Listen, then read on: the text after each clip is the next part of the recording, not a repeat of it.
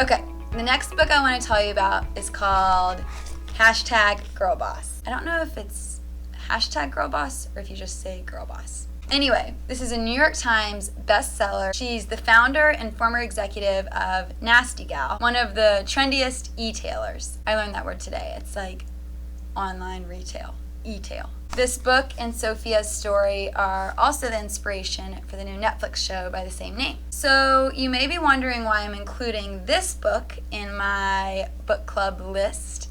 If you're aware that Nasty Gal recently filed for bankruptcy. I'm obsessed with her girl boss empire.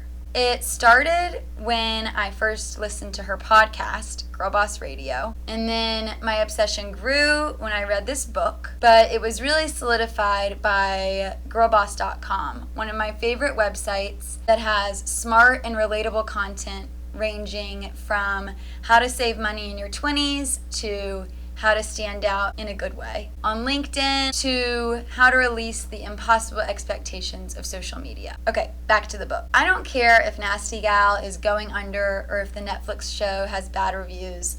I think that everyone can benefit from reading this book. It's packed with advice and insight for anyone looking for that extra dose of girl power. Washington Post called it Lean In for Misfits, and I think that's spot on. With chapter titles like Shitty Jobs Saved My Life and Money Looks Better in the Bank Than It Does on Your Feet. It's practical but enjoyable. She talks about everything from owning your style to the attractiveness of confidence. There are so many highlightable quotes that I think really pertain to anyone, anywhere, at any point in their life. I love when she says, when you begin with the finish line in mind, you miss all the fun stuff along the way. I think that's so true. She really focuses on the journey and not just the destination. And she had one unconventional journey to get where she ended up. One of my favorite parts of the book is Portrait of a Girl Boss, where she invites other girl bosses, like the CEO of Refinery 29, to share their story and what they believe makes a true girl boss. I love that Sophia encourages you to attack your dreams,